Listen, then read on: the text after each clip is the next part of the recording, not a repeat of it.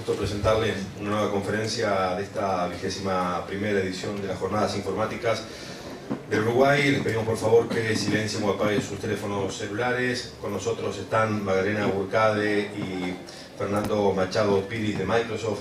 El tema a tratar es Windows Azure, la nube pública de Microsoft. Bienvenidos a ambos. Adelante, por favor. Bueno, muchas gracias por la presentación, Pepe. Buenas tardes para todos.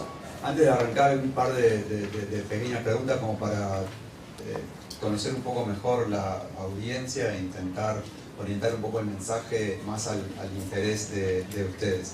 ¿Quiénes trabajan habitualmente con tecnologías de Microsoft, .NET, ASP, etcétera? Ok. ¿Quiénes están consumiendo actualmente servicios de cloud computing de algún proveedor? Ok. Vamos a arrancar entonces contándoles un poco qué es la oferta de nube pública, cuáles son los servicios, cómo es que se consumen, cuáles son las oportunidades para las empresas y para los desarrolladores dentro de esas empresas. Lo primero es enfatizar el mensaje detrás de Windows Azure. Es una plataforma flexible y ya van a ver por qué lo de la flexibilidad, abierta por el soporte a una cantidad de estándares y porque en muchos casos existe la posibilidad de evitar lo que se llama el vendor lock-in y quedar atado a un proveedor en particular. Y lo otro es una plataforma que ha demostrado tener una solidez que la posiciona como una de las ofertas referentes en el mercado, porque está construida básicamente en función de lo que ya hacía Microsoft antes en lo que tiene que ver con servicios de cloud. Servicios como Hotmail, por ejemplo, que probablemente ustedes conocen, servicios como Messenger, que también ustedes probablemente conocen. Todos esos servicios están basados en data centers. Esos data centers tienen la disponibilidad, la alta disponibilidad y la resistencia como para poder trabajar con las cantidades de usuarios con las que trabajan ese tipo de servicios. De ahí es que toda esa experiencia, todo ese conocimiento y todo ese trabajo que ya hemos venido haciendo como compañía en todos esos servicios durante muchísimos años, lo estemos capitalizando de alguna forma en lo que es esta nueva oferta de Windows Azure. Digo nueva en la disponibilidad acá en nuestro país. Esto empieza a estar disponible en Uruguay desde principios de este mes. Algunas de las cosas que nosotros les estamos contando a ustedes están ya disponibles en otras geografías desde hace tiempo. Otro de los servicios son versiones preliminares, pero queremos que ustedes también las conozcan para ir sabiendo hacia dónde va evolucionando toda esta tecnología de nube pública. Como yo les decía, parte de el interés que puede tener alguien en trabajar con Windows Azure es la alta disponibilidad. El SLA o Service Level Agreement que tiene Azure es del 99.95% del tiempo. Eso es el compromiso que hace Microsoft de cuánto tiempo estos servicios están disponibles para el consumo, que típicamente supera los promedios de los data centers que uno puede tener dentro de su propia organización, excepto que sean data centers específicamente enfocados en alta disponibilidad. De lo contrario, esto es bastante más de lo que se puede conseguir con la oferta disponible actualmente en el mercado. El otro aspecto interesante es lo que se cobra por Windows Azure está basado en el uso. Yo no uso, no me cobran, cuanto más uso, más me cobran. Eso habilita toda una serie de escenarios que no son posibles en lo que se llama computación on-premise, es decir, en mi propio centro de cómputos, en mi propio data center. Por ejemplo, yo puedo tener la posibilidad de un sitio web, prenderlo o apagarlo según yo lo necesite. Si yo tengo una actividad en mi empresa que solo hago durante los primeros 5 días del mes, durante esos primeros 5 días yo tengo el servicio prendido, después lo apago, mientras lo tengo prendido me cobran por el consumo, cuando termino y lo apago, ahí ya no me cobran más. También habilita escenarios de muy rápido crecimiento. Nosotros hemos visto mucho el uso de Azure en sitios que no se conoce al principio qué éxito pueden tener. Y ahí hay escenarios como, por ejemplo, podrían llegar a ser lo de los juegos, los juegos tienen éxito y hay muchísimos consumidores de esos sitios y generan una demanda altísima, pero si el juego no es exitoso, nadie va a querer una inversión inicial muy grande para poder soportar cargas que después no suceden. Y así hay toda una serie de escenarios que son adecuados para poderlos trabajar en la nube pública cualquiera, Windows Azure en particular. Esto no quiere decir que todas las cargas de trabajo que las empresas habitualmente tienen se puedan mover hacia Windows Azure y funcionen exactamente igual. Hay algunos escenarios que tienen mucho más sentido que otros. La idea es poder aprovechar aquellas aplicaciones y aquellas cargas de trabajo que involucren alguno de estos escenarios, y ahí es donde yo voy a poder aprovechar muchísimo más toda esta oferta de servicios de Windows Azure. Uno de los servicios que Windows Azure tiene es el de máquinas virtuales. Las máquinas virtuales que se soportan son tanto máquinas virtuales Windows como máquinas virtuales de Linux. Eso es la posibilidad de tener una máquina como la que uno tiene en el escritorio, pero hosteada en la nube, y la accede a través de algunos de los mecanismos de acceso a máquinas virtuales en forma remota. Para los que conocen las tecnologías nuestras, RDP es la forma de acceder a Remote Desktop Protocol. Yo tengo en mi escritorio una pequeña consola que me muestra el escritorio de una máquina que tengo en forma remota. Ahora lo vamos a ver con Natalia. Puedo establecer con esas máquinas virtuales redes privadas, es decir, más allá de que esas máquinas estén viviendo en la nube pública de Microsoft, yo puedo hacer que esas máquinas privadas tengan, que esas máquinas virtuales, perdón, tengan direcciones IP de mi red privada, con lo cual se comportan como si fuera una máquina más cualquiera de mi red. ¿Qué escenarios me habilita esto? ¿Qué tipo de cosas me habilita esto? Yo puedo tener algunos escenarios en los cuales necesito máquinas para, por ejemplo, descartables, para poder hacer pruebas de usuarios, en donde yo tengo que desplegar mi aplicación en una cantidad de máquinas para poder hacer un curso de entrenamiento, para poder hacer pruebas, para poder hacer cosas como esas. Pero una vez que las pruebas o el entrenamiento terminaron, yo esa máquina no necesito más. Si eso yo lo resuelvo comprando las máquinas, tengo no solamente que hacer la inversión, sino que después la inversión esa que yo hice queda ociosa. Eso es el tipo de escenarios que tiene mucho sentido resolver con Windows Azure. Yo puedo crear una cantidad de máquinas, utilizarlas mientras hace falta, y después las borro, las hago desaparecer y ya no me cobran más por ellas. Vamos a ver ahora con Magdalena la creación de una máquina virtual para que vean qué tan sencillo es poder tener una máquina con Windows corriendo en Windows Azure, y después que la tengo creada, la consumo como si fuera una máquina más de mi escritorio. Ahí está bien. Bueno, para crear una máquina virtual con Azure lo único que tenemos que hacer es ingresamos al portal, vamos a nuevo, vamos a la parte de Virtual Machine y podemos elegir acá, podemos crear directamente con un paso solo una máquina Windows, pero acá les quiero mostrar que tenemos tanto Windows como Linux. Yo voy a seguir creando una Windows, le pongo el nombre a la máquina virtual, evidentemente el usuario y la contraseña, y también puedo elegir el tamaño de la instancia de la máquina virtual que quiero. Puede ser, bueno, estos tamaños todos dependen, la diferencia son entre la memoria y el procesador. Siguiente paso es el DNS, que le voy a poner el mismo nombre. La cuenta donde la voy a guardar a esa máquina virtual y donde la voy a crear, qué región la voy a crear. Con esto ya, si le doy OK, ya me crea la máquina virtual. Eso es para crear la máquina virtual. Cuando yo me quiero conectar a mi máquina virtual, lo que tengo que hacer solamente es, entro a ella y le doy Connect. Esto me va a bajar un archivo RDP, que lo puedo dejar local en mi máquina directamente, como voy a hacer acá, le doy Open, y esto me va a conectar directamente a la por escritorio remoto de mi máquina virtual. Y con esto tenemos nuestra máquina virtual y ya podemos empezar a trabajar en ella. Okay. Lo que están viendo ustedes ahí ahora es una máquina con Windows Server 2008 R2, es el sistema operativo de servidor de Microsoft, que fue creada en Azure y a la cual Magdalena está accediendo mediante una aplicación de escritorio que se llama Remote Desktop Console.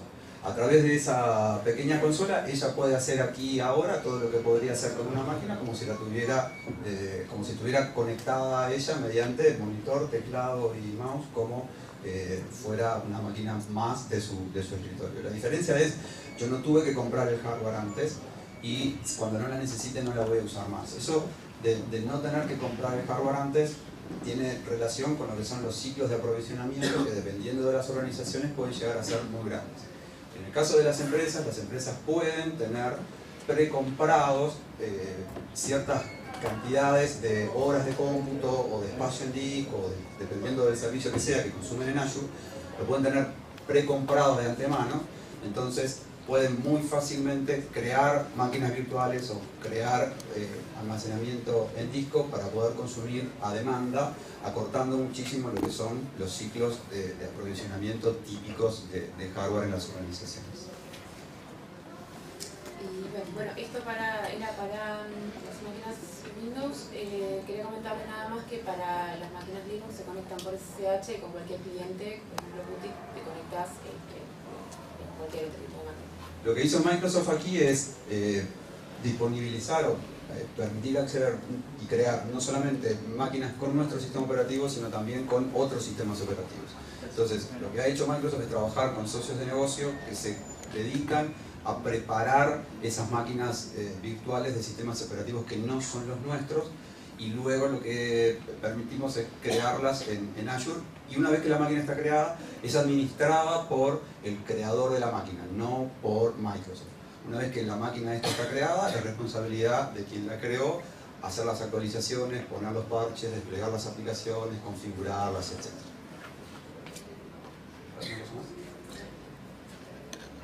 Un tema interesante es el de la portabilidad de las máquinas virtuales. ¿Qué quiere decir esto de la portabilidad de las máquinas virtuales? Como ustedes saben, hay más de un proveedor de máquinas virtuales en el mercado hoy en día. ¿Qué pasa si yo quiero dejar de usar una máquina virtual que yo creé en Windows Azure y quiero empezar a usarla en mi propia organización, en mi propio centro de cómputo? Eso es posible hoy en día. Yo creo una máquina virtual en Windows Azure y puedo moverla tanto del centro de cómputo hacia Windows Azure como al revés, de Windows Azure al centro de cómputo. Para una máquina virtual lo que se utiliza es un archivo en disco, que para los que lo conocen, en el caso de nuestra tecnología es un VHD, un Virtual Hard Disk.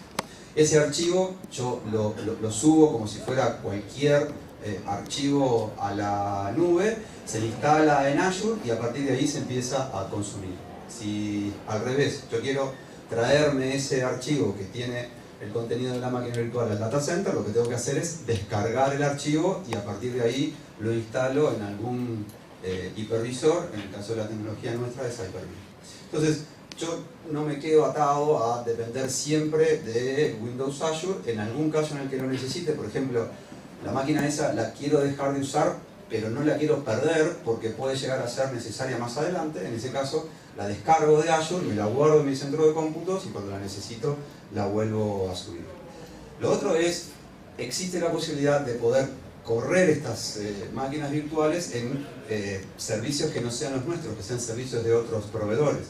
Los VHD tienen un formato estándar que es soportado por otros proveedores también, con lo cual incluso podría llegar a ser posible ejecutar estas máquinas virtuales no solamente en Windows Azure, sino también en cualquier otro proveedor que también soporte el formato VHD. De esa forma yo no quedo atado a un proveedor de máquinas virtuales. Lo otro interesante cuando hablamos de máquinas virtuales es que estas máquinas corren en Azure en lo que se llaman discos persistentes. ¿Qué es esto de los discos persistentes? Una máquina virtual en realidad está replicada o espejada en 3 discos diferentes, con lo cual en el caso de que alguno de los discos falle, yo sigo teniendo la máquina disponible en alguno de los otros discos y Windows Azure se encarga de, en forma transparente para el usuario, si un disco se rompe, copiar el archivo de alguno de los otros que está disponible a un disco nuevo y a partir de ahí yo tengo nuevamente las 3 copias o las 3 réplicas funcionando y siendo sincronizadas simultáneamente. Esto permite que las máquinas virtuales sean altamente confiables en el sentido de que para que una máquina deje de estar disponible es difícil con estas réplicas funcionando sincronizadas. En los casos en los que yo necesito todavía más disponibilidad, lo que Microsoft ofrece como servicio es la posibilidad de replicar esos discos entre diferentes data centers. Microsoft tiene hoy alrededor del mundo unos 5 data centers y eso va creciendo y cada vez se abren data centers nuevos. Esos data centers, para que se hagan una idea, tienen un tamaño equivalente al que podrían llegar a ser 5 canchas de fútbol. Imagínense un hangar de ese tamaño, donde adentro hay contenedores, donde cada contenedor adentro tiene miles de discos, miles de procesadores, miles de slots de memoria. Eso es lo que hay adentro de uno de estos data centers. Esos data centers, cuando están distribuidos geográficamente, la seguridad que me dan es, si hay un problema en uno, esto sigue estando disponible en otro de los data centers. La replicación se realiza entre data centers que están por lo menos a 800 kilómetros.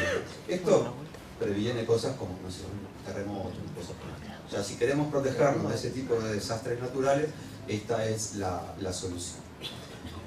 Otro de los servicios que tiene Windows Azure, máquinas virtuales es uno, sitios web es otro. ¿Qué diferencia tienen los sitios web respecto de las máquinas virtuales? Básicamente los sitios web están hechos para los desarrolladores, es decir, para aquellos escenarios en los cuales yo tengo que desplegar aplicaciones sobre un sitio web. Una aplicación construida, por ejemplo, con ASP.NET, que es la tecnología nuestra para crear sitios web, o incluso con PHP o algún otro de los lenguajes con el que habitualmente se desarrollan sitios web. Estas aplicaciones se despliegan fácilmente, es decir, se instalan fácilmente en el servidor, pero luego Microsoft hace la administración de esos servidores, a diferencia de las máquinas virtuales. Lo que eso quiere decir es que si hay una actualización del sistema operativo, el que aplica la actualización es Microsoft, no el desarrollador. Si hay una actualización en el .NET Framework, eso lo aplica Microsoft, no el desarrollador. Con lo cual el desarrollador se enfoca solamente en su aplicación y se olvida de lo que es la administración de la infraestructura. Es muy fácil empezar con un sitio web de un solo nodo e ir escalando a medida de que es necesario tener más carga. Vamos a ver ahora cómo se crea un sitio web y cómo desde Visual Studio yo puedo instalar mi aplicación en ese sitio web muy fácilmente. Bien, para empezar lo que voy a hacer es crearme un website. También les quiero mostrar algo que Fernando había dicho, tenemos un montón de templates también donde podríamos armar nuestros sitios web, tenemos Joomla, WordPress y otros, pero voy a armar uno sencillo para hacer uno con ASP.NET MVC4.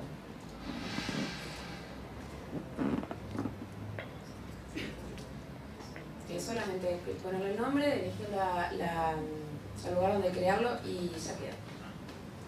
Ahora, este sitio web lo puedo utilizar con una aplicación que ya tenía o puedo crear una nueva. Yo acá tengo creada una ASP.NET MVC4 y lo que voy a hacer es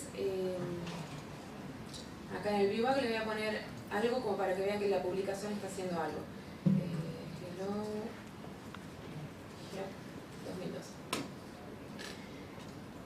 Yo ya tengo el website corriendo, entonces lo que quiero es bajarme un archivo, un publish profile, que me va a servir para, con esta aplicación, tomar la información necesaria para conectarse a Azure. Guardo eso y le digo a mi proyecto publicar. Le hago un wizard donde yo importo este archivito que tenía toda la información necesaria, me completa toda la información y con esto le doy publicar y acá ahora empieza el proceso de subir la aplicación a Azure. Esto va a tomar un poquitito, así que en la próxima demo lo seguimos. La aplicación desde la cual partió Magdalena en esta demostración es una aplicación ASP.NET que fue creada utilizando uno de los asistentes de Visual Studio. A efectos de la demo, el trabajo del desarrollador es completar esa aplicación que Magdalena les mostró para que tenga toda la funcionalidad que es necesaria. Una vez que la aplicación está terminada, el proceso de despliegue, o sea, el proceso de subir esa aplicación a Windows Azure es exactamente igual independientemente de la complejidad de la aplicación. Entonces, vamos a ver cómo es ese proceso. Una cosa interesante que tienen los sitios web de Azure es que yo puedo muy fácilmente hacer que mi aplicación ejecute más de una instancia, es decir, la misma aplicación ejecutando en más de un servidor de forma muy sencilla. ¿Qué es lo que me permite esto? Supónganse que una instancia de una aplicación pueda atender 500 usuarios concurrentes. Si mi sitio web empieza a tener más de 500 usuarios concurrentes, ¿cómo yo hago para que siga funcionando? La respuesta es tener una instancia adicional. En Windows Azure es muy fácil crear instancias adicionales. Hay un control que ahora le vamos a mostrar, donde yo simplemente digo, en lugar de una instancia, yo quiero 2, o quiero 3, o quiero las que sea, que puede ser una instancia compartida o una instancia reservada. En una instancia compartida, mi sitio web ejecuta junto con otros sitios web de otros usuarios, donde obviamente no se ven unos con otros, pero si el otro sitio web no es un buen ciudadano e intenta consumirse todos los recursos disponibles, probablemente mi sitio web pueda eventualmente verse afectado. Si yo quiero ser independiente de cualquier vecino, lo que hago es me muevo a una instancia reservada, que es exclusiva solo para mí, y ahí puedo ejecutar con la garantía de que todos los recursos de ese sitio web en el que corre mi aplicación van a ser solo para mi aplicación. Puedo también tener más de una instancia reservada, con lo cual, en el caso de que yo necesite todavía más escalabilidad, puedo muy fácilmente conseguirla. Y además, en una instancia reservada que yo ya tengo, puedo ejecutar más de un sitio web, compartiendo todos los sitios web la instancia reservada para mí. ¿Qué servicios tengo disponibles? El primero de todos es, como les contaba recién, el de la escalabilidad. Es muy fácil hacer que las aplicaciones sean capaces de soportar cada vez más y más carga. Es también el soporte ideal para tener arquitecturas multicapa. ¿Qué quiere decir esto? Algunos sitios web podrán tener el rol o la responsabilidad de actuar como web frontend, es decir, lo que el usuario ve de alguna manera. Pero pueden estar también haciendo lo que se llama web roles, que eso es, worker roles, que eso es aquellos sitios que se dedican solamente a hacer un trabajo en background, como puede ser el procesamiento de alguna imagen o de algún archivo o cosas por el estilo. Ahora Magdalena les va a mostrar justamente esa parte de cómo yo agrego nuevos roles y cómo yo hago que las aplicaciones que ya están subidas puedan tener nuevas responsabilidades y puedan tener nuevos roles. Bien, acá tenemos la página, el website que habíamos hecho en la demo anterior. Ahora yo quiero con esta website agregarle un worker role para que haga determinado trabajo. Básicamente lo que hay que hacer es agregarle Cloud Service Project, y esto nos va a crear en el Visual Studio un nuevo proyecto que es el mismo nombre con .azure. Entonces le agrego el worker role, ya tenemos el template, le ponemos el nombre.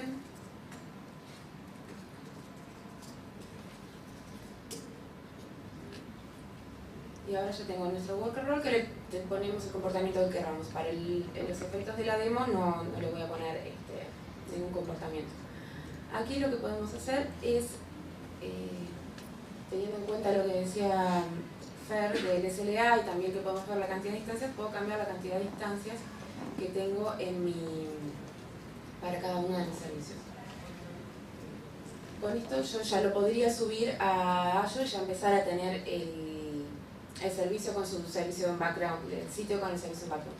Yo lo que voy a hacer acá es correrlo localmente para que vean que esto, más allá de todo, podés ir debugueando, ir probando, viendo cómo funciona tu sitio web y cómo está respondiendo, cómo respondería Azure con tu aplicación.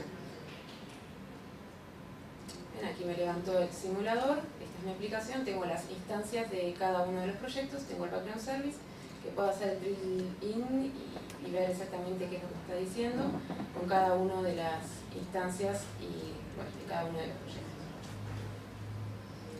Cuando Moy publica eso en Azure, lo que sucede es para cada uno de esas instancias, que ella eligió 2 cuando creó la aplicación, se van a crear tantos sitios web y se van a crear tantas instancias como yo haya definido previamente en el momento de crear la aplicación. Que eso inclusive hasta puedo llegar a cambiarlo dinámicamente, es decir, la propia consola no es algo que el desarrollador tenga que hacer cuando crea la aplicación y eso después ya quede definido para siempre, no funciona así. Si el desarrollador en algún momento quiere tener más instancias, las agrega, si quiere quitar instancias, las puede agregar. E inclusive hay una API, es decir, hay una biblioteca de clases que permite manipular eso por código también.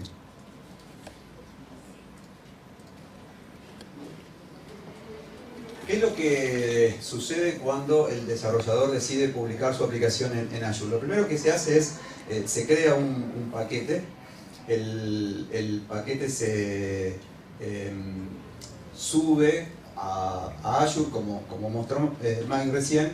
Ese paquete es como una especie de zip, que adentro lo que tiene son todos los binarios, todas las hojas de estilo, todas las imágenes, es decir, los diferentes recursos que necesita mi sitio web para funcionar. Y tiene también la configuración que dice cuántas máquinas, cuántas instancias tienen que ser asignadas a ese sitio web. Lo primero que hacen entonces es asignar instancias según la cantidad de roles que yo tenga.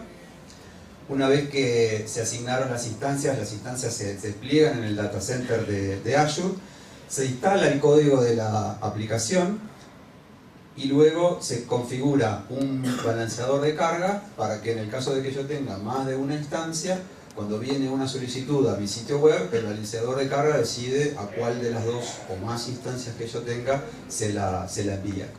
Esto lo que logra es que todas las instancias que yo creo se repartan entre ellas el trabajo a realizar según las solicitudes que se van recibiendo.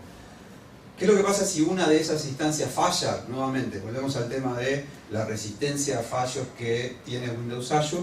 Lo que sucede ahí es que se aprovisiona un nuevo website. Como Azure ya tiene el paquete, porque el desarrollador ya lo subió, Azure se lo guarda ese paquete y lo despliega en una nueva instancia y pone esa nueva instancia a funcionar bajo el mismo balanceador. Lo que sucede es, durante el tiempo que demora entre que se detecta la falla, se aprovisiona la nueva instancia y se despliega el código, yo tengo menos instancias atendiendo solicitudes, pero eso es muy rápido y rápidamente tengo una nueva instancia funcionando, con lo cual los usuarios prácticamente no se dan cuenta de qué fue del error que sucedió dentro de Azure. Todo esto lo que le permite a fin del día a los desarrolladores es enfocarse en las aplicaciones, no en la infraestructura. Es decir, no tengo que desplegar un nuevo servidor para poder correr ahí mi aplicación. Yo acá no hablé en ningún momento de servidores, no hablo de actualizaciones, no hablo de parches, no hablo de ninguno de esos problemas. Lo único que me enfoco es en mi aplicación ASP.NET.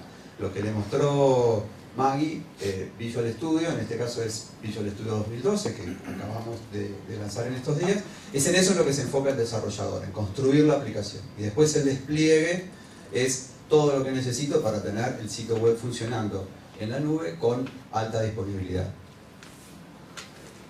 ¿Qué otros bloques de construcción tiene Azure, además de los que les acabamos de mostrar, de máquinas virtuales y de sitio web? Azure tiene también bloques de construcción preparados para manejar grandes volúmenes de datos. Ahí hay servicios de blob storage, en donde eso es una enorme cantidad de espacio en el disco, del orden de los terabytes, en donde ahí yo puedo guardar prácticamente lo que yo quiera y puedo accederlo luego mediante una API REST vía web también. Puedo tener bases de datos, hay un servicio SQL Azure, en donde lo que yo tengo es un SQL Server que tiene prácticamente la misma funcionalidad que el SQL Server que yo puedo instalarme en un servidor en mi centro de cómputo. Tengo medición de tráfico para poder tener en el sitio, digamos, llevar la cuenta de quiénes me visitan, qué páginas visitan, etc. Tengo servicios de caching, es decir, para aquellas aplicaciones que necesitan altos tiempos de respuesta, lo que yo puedo tener es utilizar memoria de los nodos del data center de Azure para guardar datos ahí y no tengo que irlos a buscar al disco porque los puedo acceder muchísimo más rápido de lo que es el caché en memoria. Tengo también la posibilidad de tener Service Bus, basado en mensajes, en donde yo hago que mis diferentes instancias se comuniquen mediante el envío de mensajes. Yo pongo el mensaje en una cola de Azure y una aplicación que se suscribe a esa cola de mensajes levanta el mensaje del otro lado de la cola, digamos, lo que me permite construir aplicaciones que son mucho más resistentes a los fallos porque son menos dependientes una de otra. ¿Qué quiere decir esto? Si las aplicaciones se comunican una directamente con la otra, basta que alguna de ellas no esté disponible para que esa comunicación no tenga lugar. Sin embargo, si yo lo hago a través de la cola de mensajes, una aplicación pone un mensaje y se olvida de qué es lo que sucede, la otra puede estar disponible o no, no importa, siempre la comunicación termina teniendo lugar en algún momento. Otro de los servicios es el de identidad, es decir, para aquellos que construyen aplicaciones corporativas, es decir, dentro de una organización, uno de los problemas que tienen es ¿cómo hago para que estas aplicaciones utilicen las credenciales que yo tengo en, típicamente, Active Directory, que es hoy por hoy el proveedor de identidad de la enorme mayoría de las empresas? Lo que los servicios de Identity permiten es federar Windows Azure con el Active Directory que yo tengo en mi organización. Entonces yo puedo lograr que los usuarios que doy de alta en el Active Directory de mi centro de cómputos utilicen esas credenciales para loguearse en un sitio web que yo hice en Azure. Otro de los servicios que tiene son los servicios relacionados con media, es decir, poder hacer streaming, poder hacer video por la web. Y por último, todo lo relacionado con networking, que es el servicio que me permite a mí lograr que un sitio web o una máquina virtual que yo tengo en Windows Azure pueda tener una dirección de mi LAN como si fuera una computadora más de las que yo tengo instaladas en mi propio centro de cómputos. Una de las cosas interesantes que tiene Azure, en particular los sitios web, es que yo puedo programar esos sitios web en más de un lenguaje de programación. Maggie nos mostró recién cómo se hacía un sitio web y una aplicación utilizando Visual Studio, obviamente utilizando el .NET Framework, y en el caso del ejemplo de Maggie, C#. Podría haber utilizado Visual Basic.NET o cualquiera de los otros lenguajes soportados por el .NET Framework. Pero los sitios web en Azure también soportan otros lenguajes que no son de Microsoft, por ejemplo Java, PHP, Python, etc. Lo que hay ahí es una equivalencia en las APIs, es decir, aquellos servicios de plataforma que los programadores necesitan consumir están disponibles en diferentes bibliotecas dependiendo del lenguaje de programación que ellos elijan. Y en particular también Node.js, eso es la posibilidad de ejecutar código JavaScript del lado del servidor. Típicamente JavaScript viene embebido en las páginas web, eso es, el navegador descarga la página y ejecuta el código JavaScript mientras me está empezando a mostrar la página. Existe la posibilidad con Azure utilizar una biblioteca de código abierto Node.js en donde existe también la posibilidad de ejecutar código JavaScript pero del lado del servidor, lo que da obviamente flexibilidades similares a las que yo tengo del lado del navegador, pero cuando tengo que desarrollar código que vive y ejecuta del lado del servidor. El otro punto interesante acá es todas estas bibliotecas que yo les decía recién en los diferentes lenguajes de programación están disponibles en repositorios open source, en particular en GitHub. Eso lo que me permite a mí es conocer el código fuente de estas diferentes implementaciones para poder conocer, si quiero por dentro, cómo es que están implementados los diferentes servicios que los desarrolladores consumen para poder hacer sus aplicaciones en la web. El otro servicio que vale la pena mencionar es el de base de datos SQL.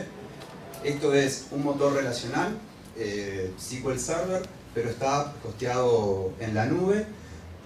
Existe una tecnología en SQL Server que es clustering, eso es, tengo la misma instancia de SQL Server ejecutando en dos computadores distintos. Ante una falla de uno, el otro empieza a resolver las consultas, lo que hace que en caso de problemas los usuarios no se enteran de que hubo una baja del servicio en uno de los servidores. Este servicio es completamente administrado por Microsoft. De vuelta, todo lo que tiene que ver con el desempeño del servidor, la instalación de actualizaciones, tanto del sistema operativo como del propio motor de base de datos, etc., todas esas son realizadas por Microsoft. Lo importante cuando yo les digo que hay ciertas actividades que las desarrolla Microsoft y no la organización, es que todos esos son problemas y son horas de la gente de TI que salen de la organización y las empieza a tener del lado de Microsoft. Sale una nueva actualización, típicamente eso implica instalarla, probarla, etc. De todos esos problemas uno empieza a olvidarse cuando esos problemas los empieza a manejar Azure. Otra cosa interesante que apareció disponible hace poco es la funcionalidad de Reporting Service. Reporting Service es un producto construido sobre SQL Server que me permite construir reportes visualmente muy atractivos de forma relativamente fácil. Entonces, eso empieza a estar disponible también en Azure, con lo cual yo tengo no solamente la capacidad del motor de resolver consultas SQL o de almacenar datos en tablas, etcétera, sino también la posibilidad de construir reportes encima de esos datos. Lo otro son blobs. Estos blobs son una forma distinta de almacenamiento. En una base de datos relacional yo tengo, probablemente lo conozcan, tablas, columnas, filas, etc. En un blob lo que yo tengo es un gran espacio en donde yo adentro defino qué es lo que quiero tener. Si quiero tener una imagen, perfecto. Si quiero tener una copia de una base de datos, lo puedo tener. De hecho, son tan flexibles los blobs que el espacio que ocupan los discos de las máquinas virtuales están guardados adentro de un blob. Es decir, las máquinas virtuales están guardadas en un blob, con lo cual ahí adentro realmente yo puedo poner cualquier cosa. Lo que sucede es, estos sistemas son de alta disponibilidad, es decir, esos datos son replicados como en forma análoga, digamos, a lo que yo les mostraba antes respecto de los discos de las máquinas virtuales. En los blobs hay algo parecido, es decir, los blobs se replican entre diferentes servidores para que si ocurre una falla en algún disco, el blob siga estando disponible a pesar de eso. Los blobs se pueden acceder vía HTTP, es decir, el contenido del blob se escribe con un pub, un HTTP pub, sostiene con un GET, igual que como podría yo hacer cuando manejo con una página web, y están replicados geográficamente. Eso quiere decir, se escriben en más de un data center para que si ocurre algún problema con el data center, estén disponibles en algún otro data center también. ¿Cómo vamos el tiempo?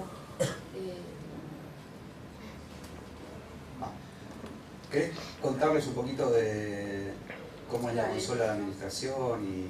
Dale, mira, como ven acá tenemos el portal y estamos dentro del website que creamos hace un rato, y acá estamos viendo estamos en el dashboard y estamos viendo la información que sobre cómo se está comportando nuestro website. Podemos ver, aquí les voy a mostrar el monitor, donde se pueden agregar las métricas y nos dicen qué es cada uno de estos puntos, ¿no? Bueno, si puede ser CPU, el dato que entra, el datos que salen, escribir el disco, etc. También lo que mencionaba Fernando de la configuración y de que podemos cambiar el framework, la versión de PHP, que podemos loguear o no. Y lo otro es el tema de escalar. Podemos escalar a ver si son instancias reservadas, si queremos, si estamos en compartida, yo las puedo pasar a reservada. Si instancia reservada, yo le puedo cambiar el tamaño. Y bueno, ese tipo de cosas. Podemos hacer todo y básicamente mantener todo y trabajar y configurar nuestro sitio web o lo que sea directamente desde el portal.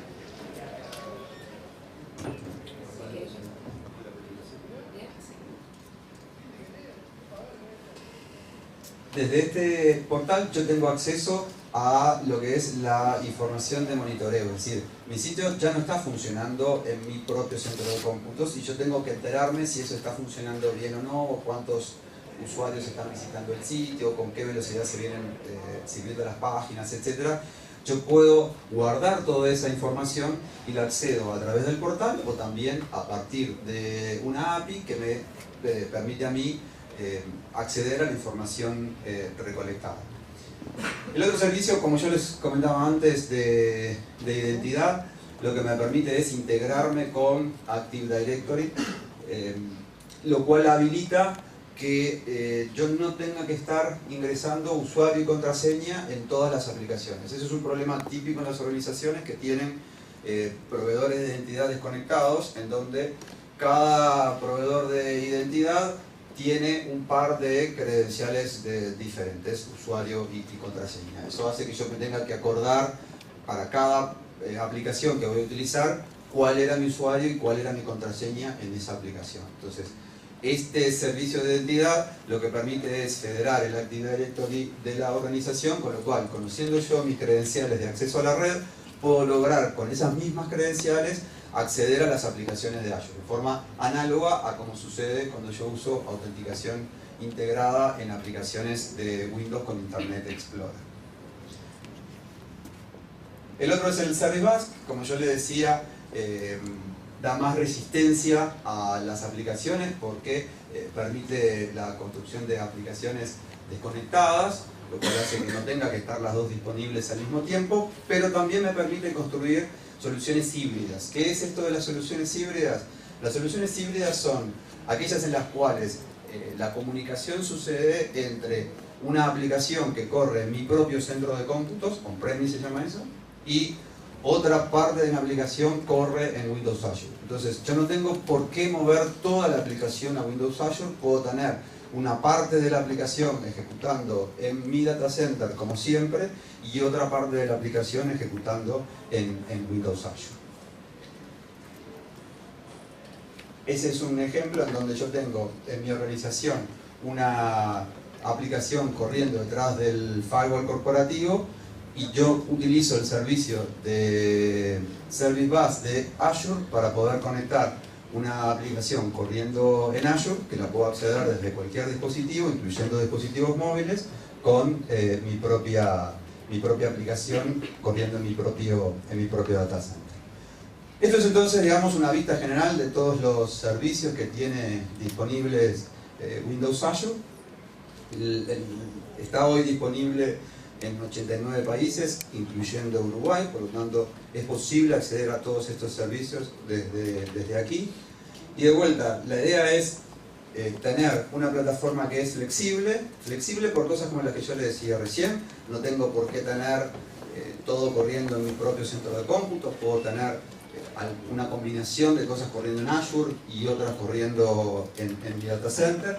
Es abierto, como vimos hay muchos lenguajes soportados, no solamente aquellos que fabrica Microsoft, y es una plataforma sólida porque, como les decía, corre con la historia de varios años de servicios como Hotmail, Messenger, etcétera, que soportan millones de usuarios con millones de mensajes durante el día. Es un poco la idea que teníamos para contarles. La idea es que ustedes pueden suscribirse a Azure y hay un periodo de prueba de 3 meses en el cual pueden empezar a probar todas estas cosas sin necesidad de pagar por los servicios. Les pide una tarjeta de crédito cuando hacen la inscripción. La razón para eso es para comprobar que ustedes viven en uno de los países en donde esto está liberado. No es que les vayan a cobrar, les llega un aviso antes de que los servicios empiecen a ser facturados, y si ustedes no quieren que les cobren por esto, pueden dar de baja el servicio antes. ¿Consultas? Hay mucho tiempo de preguntas. ¿Alguna duda? Por allí. Le cambiamos el micrófono, le damos el micrófono ahí. Y respondemos por esto, ¿parece? Buenas tardes. Para desarrollar en .NET, en Visual Studio, ¿no? Tengo Visual Studio, ¿qué tengo que instalar arriba del Visual Studio para poder programar para Azure? Correcto. Lo que necesitas es el SDK de Azure, está disponible en Microsoft Download. Eso lo que hace es te instala en Visual Studio básicamente el menú ese de Publish que vos veías. Te instala una serie de templates de aplicaciones que son a partir de los cuales Maggie creó en las demos, por ejemplo, los web roles, etc. Y eso es lo que te permite a vos desarrollar aplicaciones para Windows Azure. Te instala también lo que ella mostró del debugger local, es decir, para que vos puedas ir desarrollando tu aplicación y probándola a medida que vas desarrollando. Eso no lo necesitas hacer en Windows Azure, te instala como una especie de Azure local, por decirlo de alguna forma, en el que vos podés fácilmente depurar el comportamiento de la aplicación, es análogo al que tendría cuando ejecuta en Windows Azure. Y si tengo una aplicación desarrollada ya en .NET, ¿la puedo traducir a Azure? Sí, va a depender de qué sea la aplicación, en el sentido de que, por ejemplo, una aplicación que vos tengas desarrollada en múltiples capas, vas a tener que convertir parte de la aplicación, lo que tiene que ver con lo que es frontend en un web role, lo que es backend en un worker role. Si utilizas base de datos, probablemente tengas que pasar eso a SQL Azure. No es inmediato, no es una cosa que vos hagas clic y se resuelva, pero sí es posible definitivamente. Gracias. ¿Alguna otra pregunta para terminar? No hay más tiempo. Se acabó entonces. Se acabó el tiempo, agradecemos a...